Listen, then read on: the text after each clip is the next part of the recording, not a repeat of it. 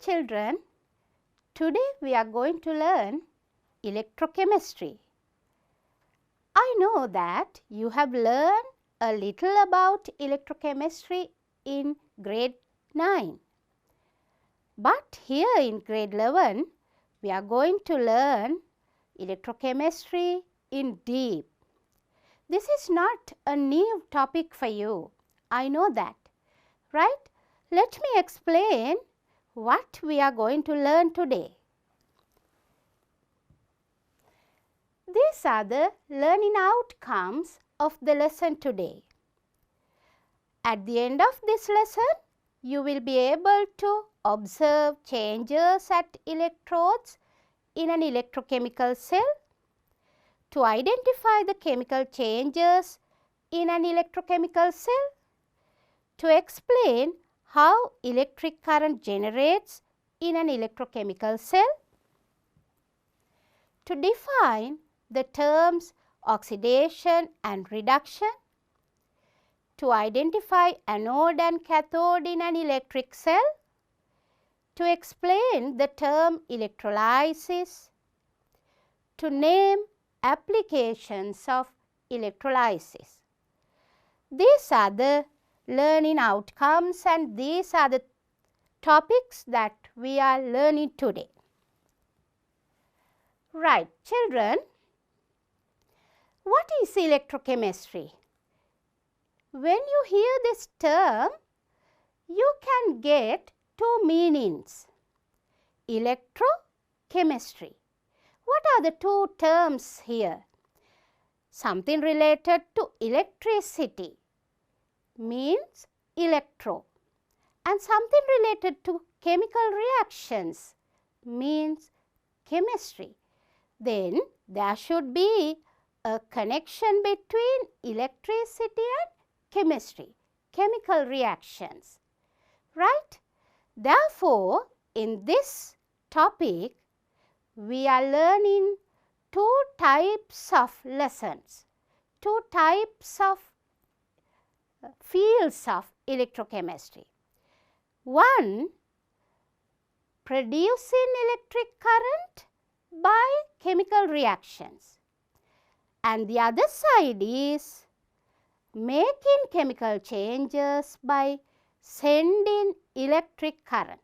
That means we are combining electricity and chemical reactions. Now, let me explain the two fields of electrochemistry. Here, electrochemistry is the branch of chemistry that deals with the chemical changes produced by electricity and the production of electricity by chemical reactions. The two fields of electrochemistry are production of electricity by chemical changes and making chemical changes at electrodes by electricity. The first part of the lesson deals production of electricity by chemical changes. Right. Children, what is an electrochemical cell? An electrochemical cell is a device that can generate electrical energy from the chemical reactions occurring in it, or use the electrical energy supplied to it to facilitate chemical reactions in it. The two primary types of electrochemical cells are galvanic cells, also known as voltaic cells, and the second one, electrolytic cells. Children, let me explain what is a galvanic cell first. Now, I am going to show you how to make a galvanic cell. First, here I have dilute sulfuric acid solution and also I have a piece of zinc. Now, I am going to put this piece of zinc into this dilute sulfuric acid solution. Look at what will happen when a piece of zinc is added to dilute sulfuric acid?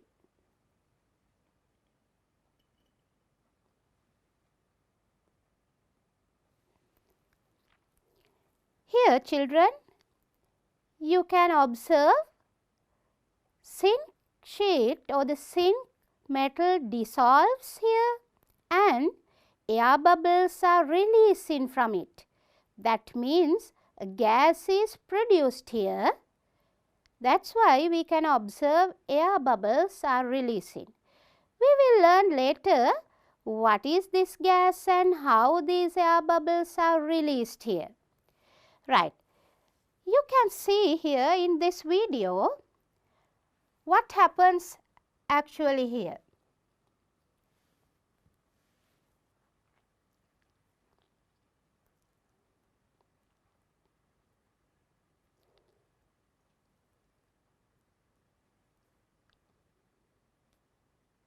When the zinc sheet dissolves children, it rapidly dissolves here. You can see air bubbles are generated at a high rate.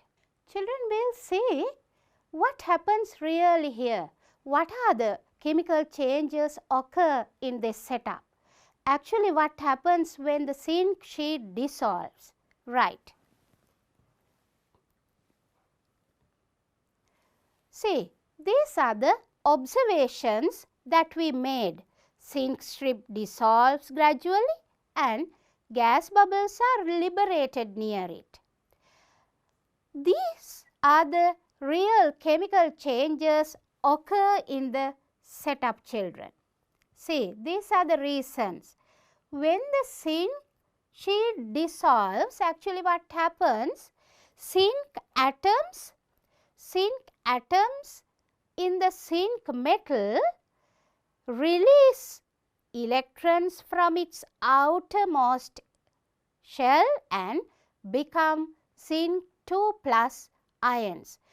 As zinc 2 plus ions are soluble in water and they are aqueous, zinc 2 plus ions are added to the solution while releasing electrons.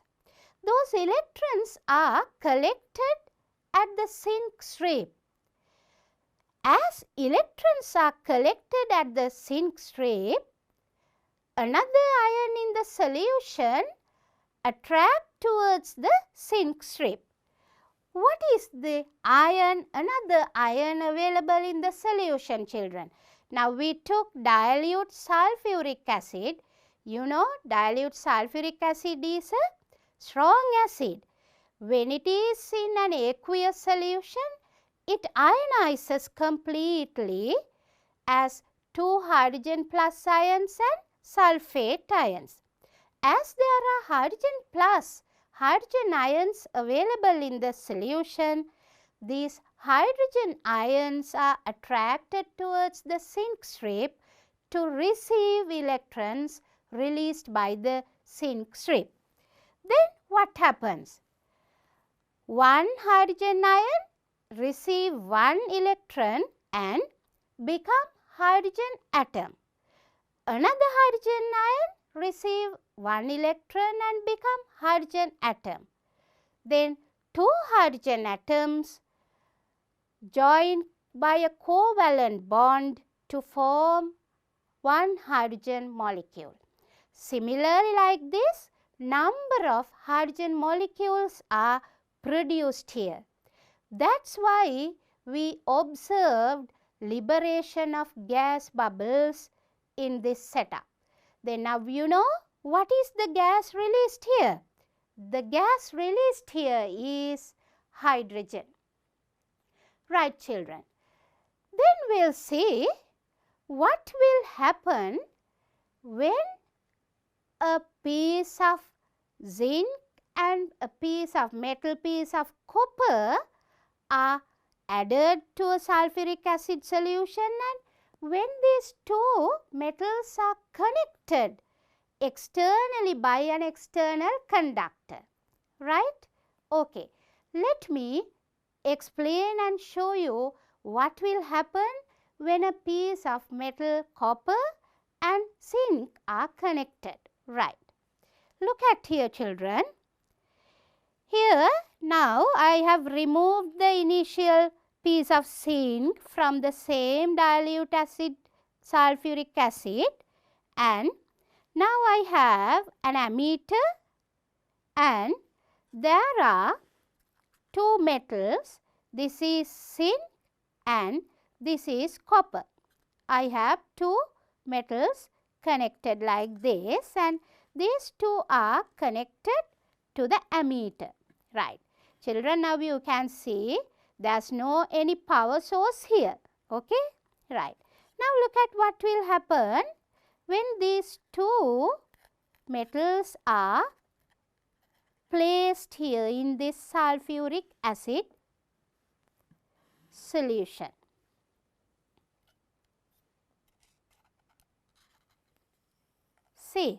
See what will happen to the ammeter.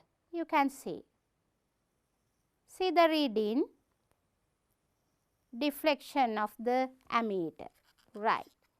Here also you can see zinc sheet dissolves and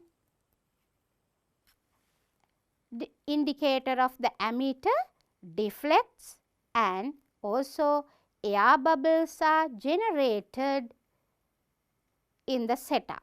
Right. Especially air bubbles are here. Air bubbles can be observed near the copper plate too. Right. Okay. Children, now you can observe the same activity in a close-up video, right?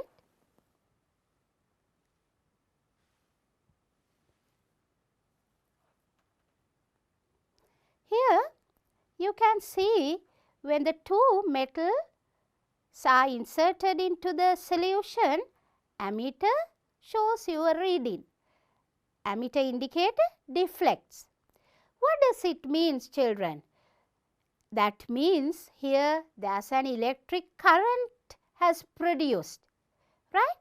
Here we don't have any external power source connected, but ammeter deflects. That means electric current has produced here.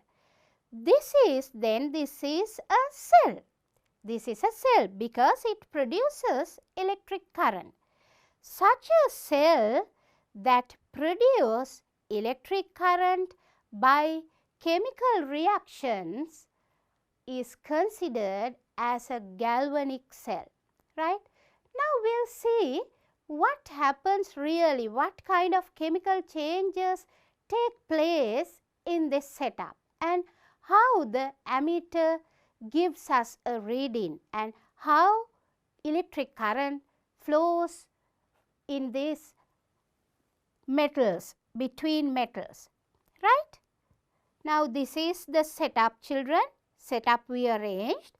Actually what happens here is, similarly like in the previous case, zinc strip dissolves.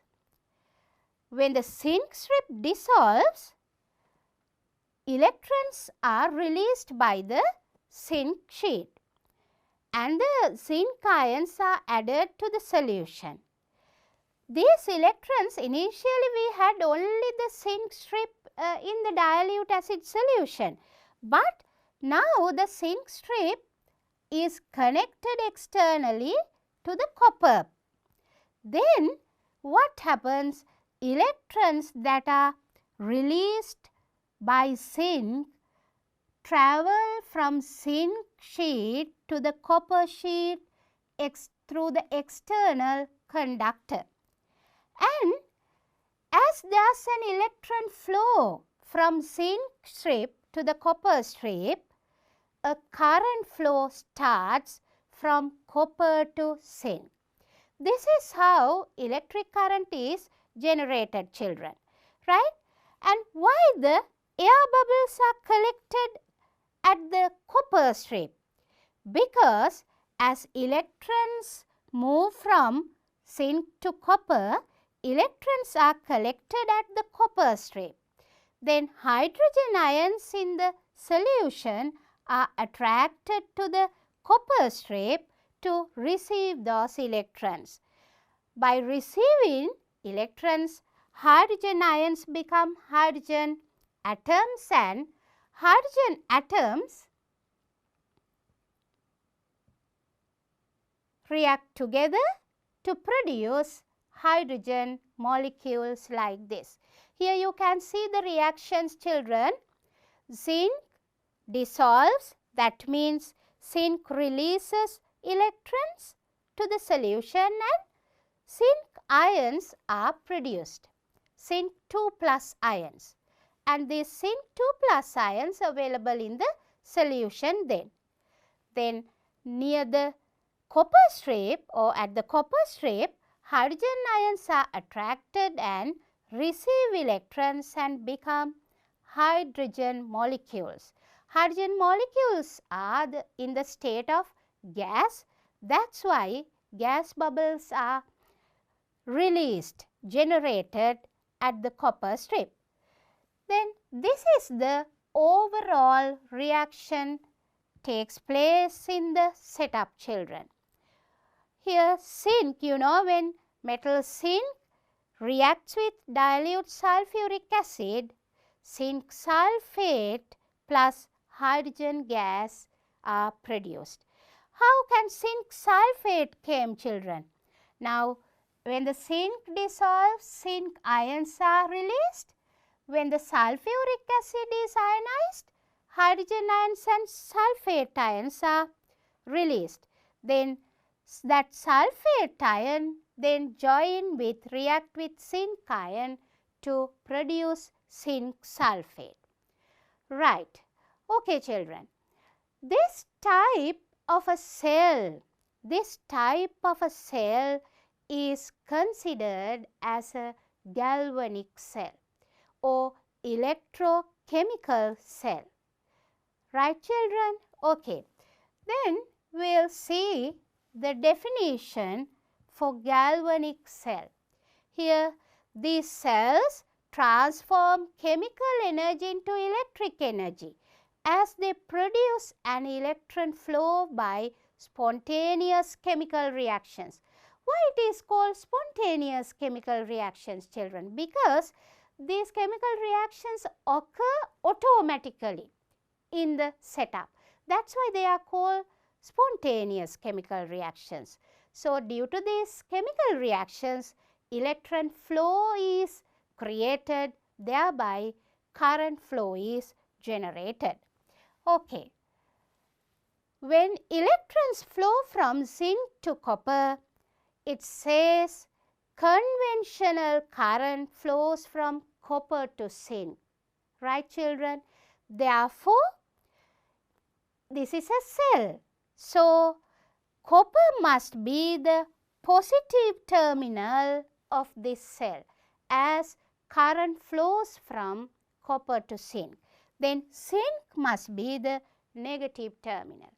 If you are asked to name the terminals of this galvanic cell, then you should be able to name it.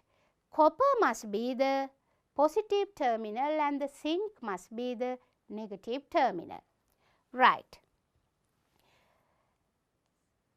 Okay, we'll move. We'll see different types of such cells, children. All these are the galvanic cells that we have discussed, because all these cells contain chemicals in them, and by the chemical changes they produce electric current. That's why they are all called as electrochemical cells. Right. Then let me explain two new terms for you, children. New terms. What are the new terms we are going to learn? Oxidation and reduction. Right? What is oxidation, children? Oxidation is removal of electrons from any species such as atom, ion or group of atoms from any if the electrons are removed, that process is called oxidation, right? Reduction. Reduction is another new term here. What is reduction, children? Reduction is gaining or accepting electrons by an atom or an ion or a molecule or any species. Accepting electrons, receiving electrons is called reduction. When the oxidation takes place at any electrode, children, that electrode is called as the anode. This is another new term for you, right? Then anode is the electrode where oxidation reduction takes place, and cathode is the electrode where reduction takes place. If reduction reaction or gain in electron occurs at any electrode, that is called as the cathode. Right. Now, we learnt 4 new terms, children: oxidation, reduction, anode and cathode.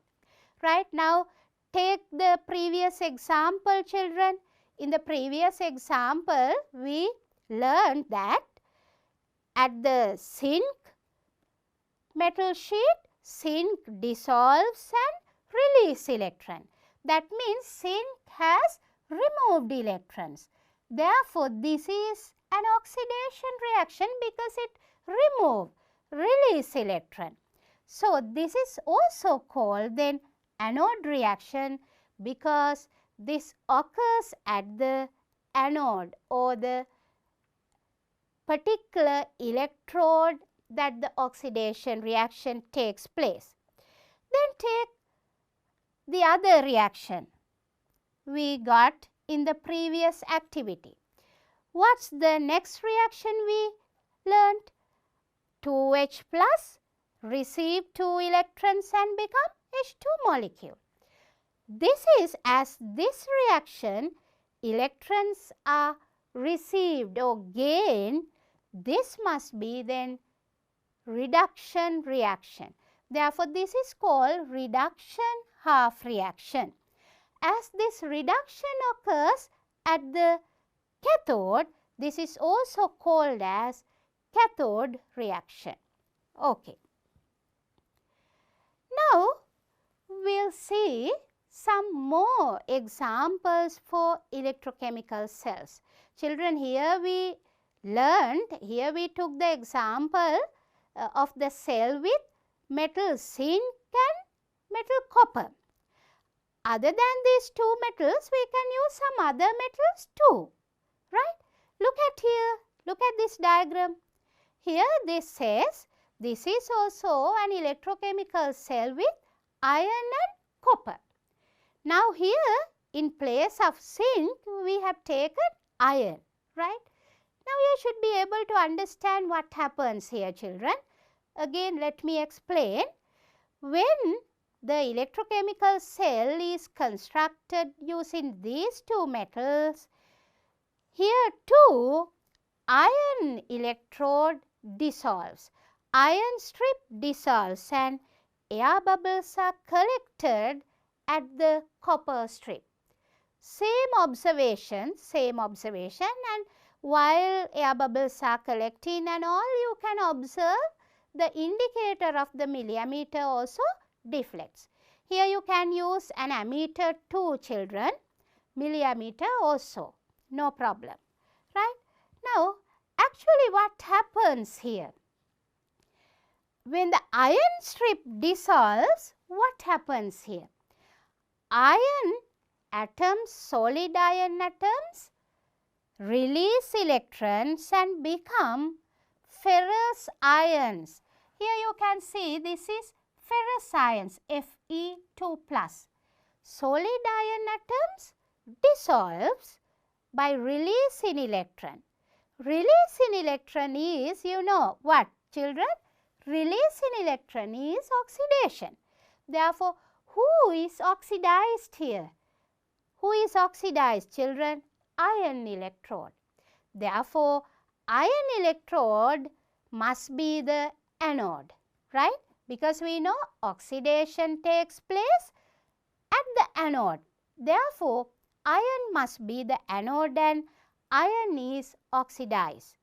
Then gas bubbles are liberated at copper electrode. That means hydrogen gas is generated near copper electrode.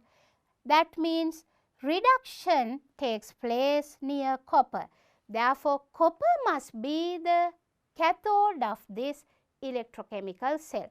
Now, you can recognize, you can identify, children, anode and cathode of any electrochemical cell, right?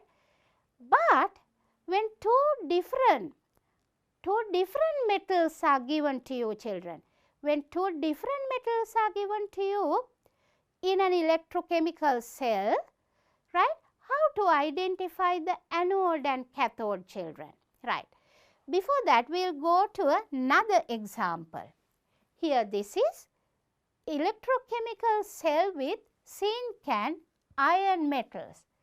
Again, two different metals, zinc and iron. What are the observations here, children? Here also zinc strip dissolves and release electrons, and air bubbles are collected around iron strip, right? Why? Now you know what happens when the zinc strip dissolves, right? You know, right? These are the chemical reactions. These are the observation. What are the observation? Zinc electrode dissolves. That means zinc strip oxidizes and release electrons. This is the reaction. If a question gives you, right, suppose you are given a cell like that and asks you to write the oxidation chemical reaction. Then how to write the oxidation chemical reaction? Zinc solid atoms release 2 electrons and become zinc 2 plus ion. This is the oxidation reaction. Okay.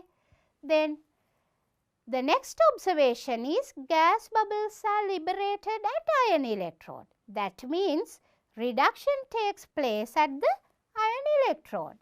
This is the reduction reaction, right? Now you are familiar with all these reactions. Okay, children? Right. Now I am going to tell you how to identify the anode and cathode of a given electrochemical cell. Right. Now we used, children, first we learnt an electrochemical cell constructed using zinc and copper. And at that time we understood that zinc dissolves and air bubbles are collected at the copper strip. And also we learned that zinc is oxidizes and reduction takes place near the copper strip. In the next example we learnt, right, an electrochemical cell with iron and copper. When we use iron and copper, iron oxidizes and reduction takes place, reduction occurred at the copper electrode. Then how did we decide? How can we decide always zinc oxidize and why the reduction takes place at copper, right? There's a reason for this, children. This is the reason, right? Here normally metals that are highly reactive, that have high reactivity, acts as the anode and oxidize. You have learnt the activity series and in grade 10, children. Now you know, you have an idea about the reactivity of metals. So when we know the reactivity of the two metals that we are using in our galvanic cell, then we can recognize the anode and cathode easily. The metal placed higher in the activity series acts as the anode and the metal of less reactivity acts as the cathode. Therefore, oxidation takes place at the anode and the reduction takes place at the cathode. Right, children, this is the activity series, just to remind you, right? Okay. Then, how to find the positive negative terminals of these cells, children? Normally, I explained you electrons flow from anode to the cathode and thereby current flows from cathode to the anode, right? So, as the current flows from the cathode to the anode, cathode must be the positive terminal of the cell, right, children? Here, cathode is the, then here always we got copper as the cathode. So, cathode is the copper strip and it is the positive terminal of the cell. When we use zinc or other highly reactive metal than copper as the anode, that must be the negative terminal of the cell. Okay, right, children. At the start I told you electrochemistry deals with two fields, two sections. One is production of electricity by chemical reactions, generation affecting electricity, making electricity by chemical changes. For that, we have electrochemical cells specially called galvanic cell. Now, we have completed learning about that part. Okay. Then we are moving to the next field of electrochemistry. What is the next field of electrochemistry? That is making chemical changes by sending an electric current to the solution. By passing an electric current externally, we have to connect a power source and electric current must be given to the solution using electrodes. When the electric current is passing through the solution, there can be many chemical changes effected in it. This is some other area, the next area of electrochemistry. Okay, we are moving to this part, children. This topic is called electrolysis. Okay, I know you have learned about electrolysis. This topic was there in your grade 9 syllabus.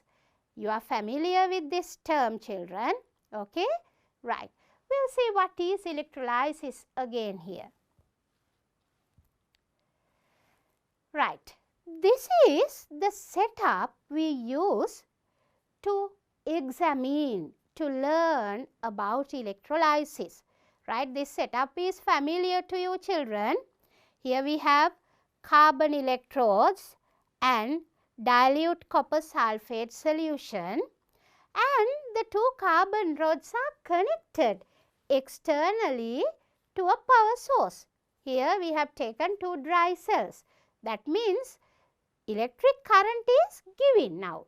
Initially we didn't connect any power source and the setup itself generated electric current. Now we are given electricity and examine what happens in these solutions. Okay, right. Really, we will see, children, what will happen actually when you pass an electric current through dilute copper sulfate solution. Okay. This is the activity that we are going to do today, children, right? Before moving to the activity, just try to remind what happened when electric current passed through this dilute copper sulfate solution. Why I said just remind? Because you did this, you have done this activity in grade 9, right? That's why. Again, let me remind you, when electric current passes using the carbon electrodes, these are carbon rods, children. Normally for all electrolytic cells, children, we use carbon electrodes. Why? Because this carbon or platinum do not chemically react with the electrolyte solution we used here, children. That's why they are called as inert electrode, because they are chemically inert, right? They don't react with the solutions we used here, right? When the electric current passes through this solution, children, you can see air bubbles are produced at one electrode. The other electrode turns reddish brown color. And also blue color of the solution decreases. You know, children, copper sulphate, aqueous copper sulphate is blue in color, right? You may have seen this. When the electric current passes through the solution, blue color of the solution decreases. Okay? Right. And also there's another observation, the setup gets heated, children. Why? When the electric current is passing, setup gets heated. Normally when the electric current is passing, because when the electric current passes through the solution, children, as there is a resistance, so the solution can get heated, right? You can understand this. Okay.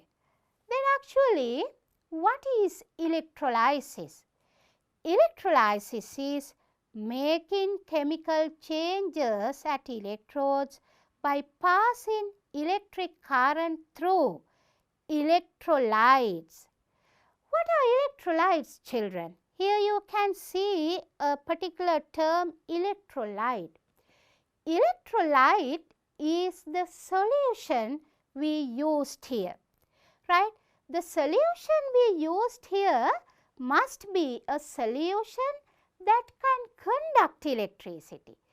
So, the solution that can conduct electricity is called as the electrolyte here. Okay. What are electrolytes then? Liquids or solutions that conduct electricity are called electrolytes. Right? These liquids conduct electricity because they contain mobile ions, children. Right? Mobile ions. Then we will see what are the examples for electrolytes. First group, aqueous solutions of ionic compounds or salts are electrolytes because they conduct electricity very well, right? Here I have given some examples, children. Aqueous sodium chloride, aqueous copper sulphate, aqueous copper chloride, right? And then molten or fused state of ionic compounds to conduct electricity. Let me explain actually what are molten or fused state, children. Molten or fused state of ionic compounds are taken by heating the solid ionic compound to a very high temperature. You know, children, when we take common salt is sodium chloride, right? You are familiar with that because you have this at your home, right? Common salt is normally white color crystal, solid state at room temperature. When this solid salt is heated to a very high temperature, maybe up to 950 Celsius degrees, this get melted, children. This is called fused state or molten state of the ionic compound. These liquids also contain mobile ions, so they too conduct electricity well. Therefore, molten or fused state of ionic compounds, also electrolytes, and aqueous solutions of acids and aqueous solutions of bases, also electrolytes. Then what are non-electrolytes, children? Non-electrolytes are the solutions that do not conduct electricity because they don't have mobile ions. See the examples for non-electrolytes. Okay? Here pure water or distilled water, organic liquids such as petrol, diesel, kerosene, they are non-electrolytes. Okay. Now we are learning what is an electrolytic cell, children. A setup that generates chemical changes by passing electricity through an electrolyte is called an electrolytic cell. A setup like this, children. See, a battery or the power source is connected and two electrodes. As the two electrodes we have used carbon rods, and the solution used here is called generally electrolyte. It is the solution that passes electric current, right? So, a setup like this is called an electrolytic cell. Then we will see what happens in electrolytic cells, children. What kind of chemical reactions are taking place in electrolytic cells, right? Okay. See, before that, before learning the chemical changes occur in this type of a setup, children, there are some special factors that we have to pay attention. They are conventions adopted in electrolysis. Right, children? Look at here. The electrode connected to the positive terminal of the external power source is the positive electrode, right? And the electrode connected to the negative terminal of the power source is the negative electrode. Children, don't mix up this with galvanic cell, right? This is a particular different setup called electrolytic cell, right? And again, the negative ions in the solution are attracted towards the positive electrode, and the positive ions in the solution are attracted towards the negative electrode. Okay? And again, negative ions that are attracted to the positive electrode remove electrons and oxidize. As oxidation takes place here, positive electrode is considered as the anode, right? Positive ions that are attracted to the negative electrode receive electrons and undergo reduction. As reduction takes place here, negative electrode is considered as the cathode. Okay. Then we will see what happens when fused NaCl, fused sodium chloride is electrolytes, right? Okay. Now, look at this picture, children. This is an electrolytic cell, right? This is called an electrolytic cell because we use this for the purpose of electrolysis, right? Here, the electrolyte, the solution is fused sodium chloride. Now, you know how fused sodium chloride is obtained, right? As it is solid sodium chloride is heated to a high temperature and melted, it has only pure sodium chloride liquid. Therefore, the two types of ions available in the solution are sodium ions and chloride ions only, right?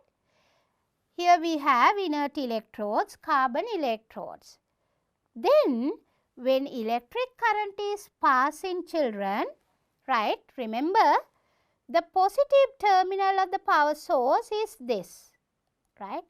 The positive terminal is connected to this particular electrode, and therefore this electrode is considered as the positive electrode, and the negative terminal is connected to the other one, and therefore this one is considered as the negative electrode or cathode. This is anode, this is cathode.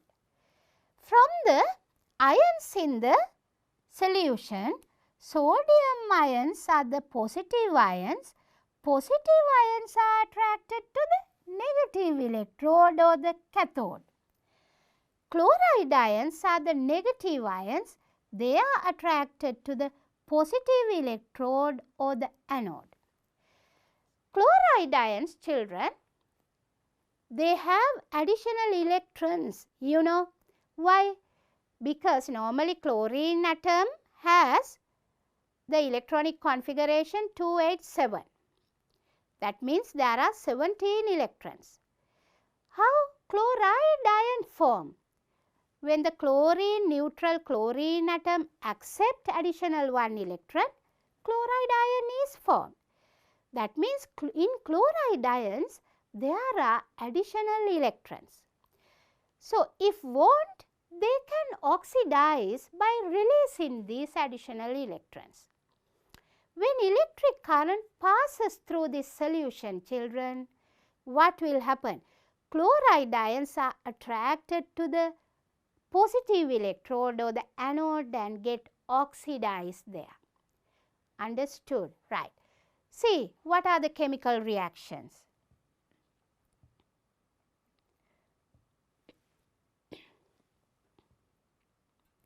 Right?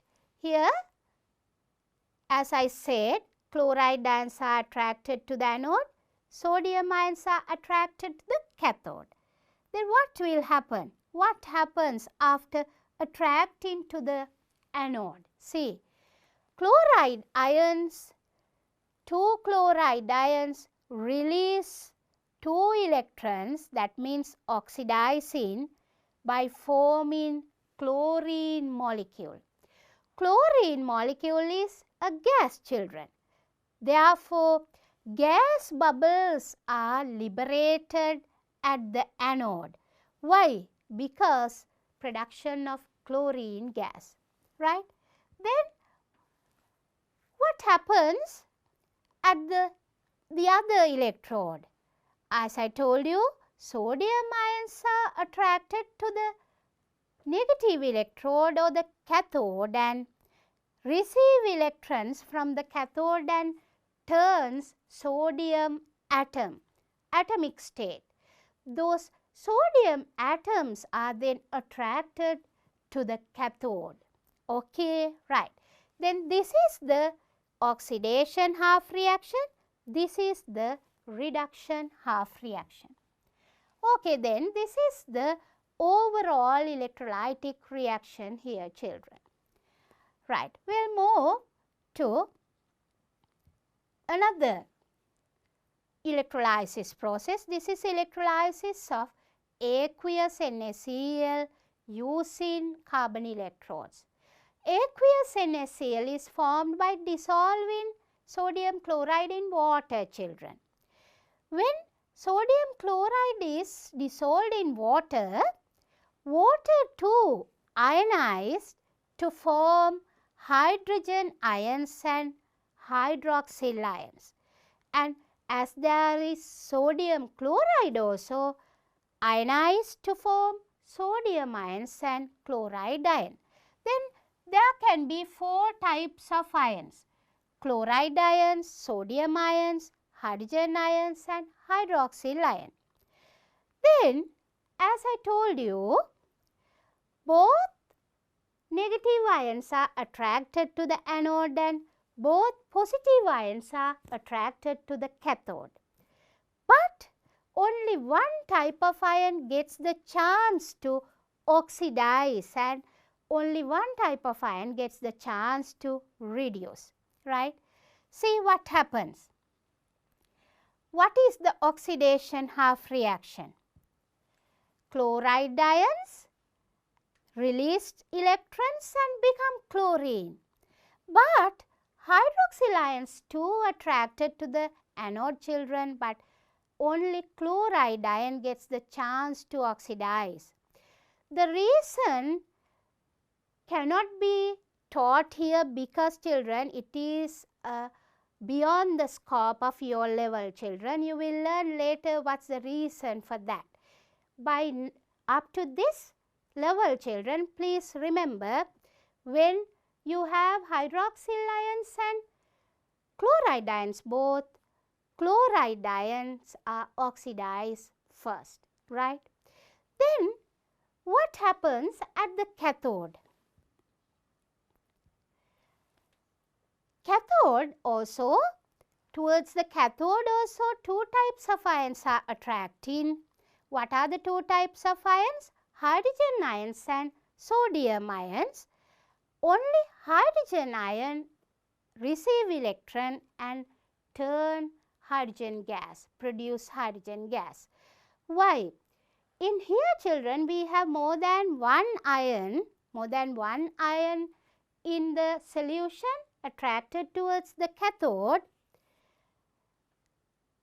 The ion which is less reactive in the activity series get the chance to receive electrons. Here from sodium ion and hydrogen ion, only hydrogen ion is placed at the low in the activity series and get the chance to receive electrons and become hydrogen. Okay, children, this is again electrolysis of aqueous copper sulfate. As I told you earlier, I explained you the observations there. When aqueous copper sulfate is electrolyzed, what happens, right? These are the observations and these are the chemical reactions, anode and cathode reactions. See, children, here available ions are sulfate, copper ions, hydrogen ions and hydroxyl ions. From that, all negative ions are attracted to the anode and get oxidized. From the two types of negative ions, hydroxyl ions and the sulfate ions, only hydroxyl ions oxidize like this. See, 4 hydroxyl ions at once release 4 electrons and produce 2 water molecules and 1 oxygen molecule. This happens at the anode. Therefore, this is called the anode reaction or the oxidation half reaction. At the cathode, copper ions and hydrogen ions are attracted. Copper placed at the bottom of the activity series. So, copper get the chance to accept electrons. Copper receive 2 electrons and turn copper metals, right? And as copper metal atoms are formed, children, they are attracted to the cathode and then cathode turns copper color, reddish brown color. Okay, children, with that we have come to the end of the lesson today, right? We have another remaining part of this lesson and I will meet you again with the second part of the lesson, electrochemistry. See you then, children. Goodbye.